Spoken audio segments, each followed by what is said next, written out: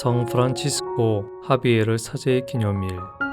오늘 본 말씀은 마태복음 7장 21절, 24절에서부터 27절까지의 말씀입니다.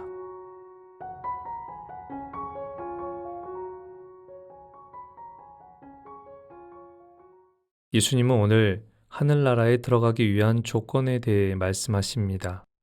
그 조건은 단순히 주님의 이름을 부르는 것이 아닌 하느님 아버지의 뜻을 실천하는 것입니다. 예수님이 이런 조건을 말씀하신 데에는 이유가 있다고 묵상됩니다.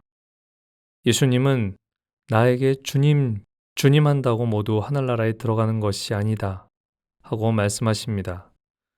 주님. 이 표현은 예수님을 주님으로 믿고 있다는 고백입니다.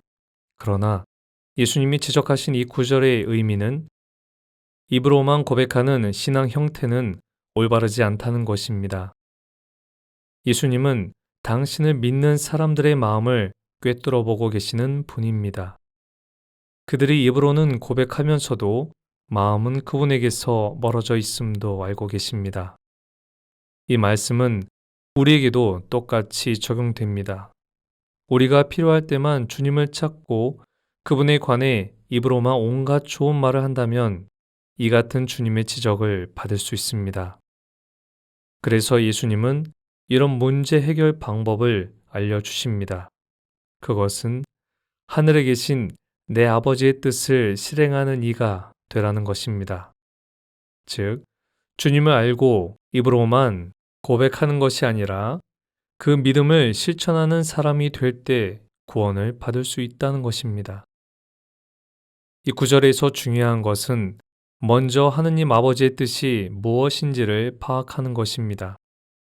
이것은 주님을 믿는 사람의 믿음의 뿌리가 바로 하느님이어야 한다는 것입니다.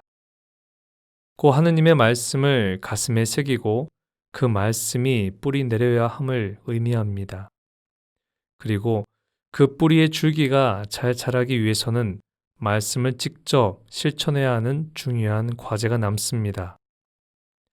씨 뿌리는 사람의 비유를 보면 여러 장소 중에 좋은 땅이 소개됩니다. 이 땅에 뿌려진 씨는 30배에서 100배의 열매를 맺게 됩니다. 비결은 말씀의 씨앗을 그 땅에 받아들여 뿌리를 깊이 내리고 그에 따른 훌륭한 열매를 맺는 데 있습니다. 이런 비유를 통해 예수님이 말씀하신 참된 믿음으로 나아가는 길은 하느님 아버지의 뜻을 자기 안에 깊이 새기고 그 말씀을 철석같이 믿고 실천하는 것뿐임을 알 수 있습니다. 특히 예수님은 이같이 참된 믿음을 가지고 생활하는 사람을 자기 집을 반석 위에 지은 슬기로운 사람과 같다고 말씀하십니다. 폭우와 강풍에도 끄떡없는 집, 곧 주님 말씀을 듣고 실천하는 그런 굳건한 믿음을 가진 이야말로 주님의 구원을 받을 수 있습니다.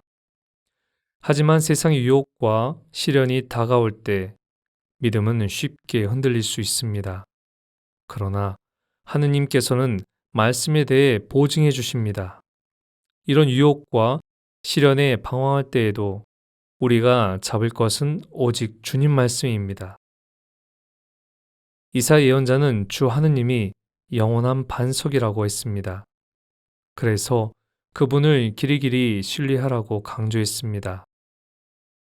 믿음이 흔들릴 때 굳건한 반석 같은 하느님의 말씀을 붙잡고 예수님이 하신 말씀처럼 최선을 다해 삶으로 그 말씀을 살아간다면 우리는 반드시 주님 나라에 들어갈 수 있습니다.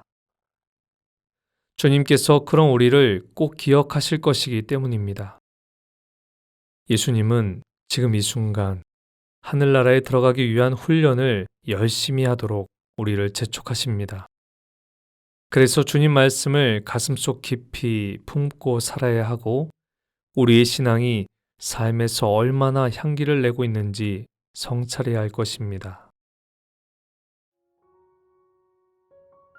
오늘 묵상 주제는 내 삶은 주님의 향기가 나는 삶인가요? 입니다.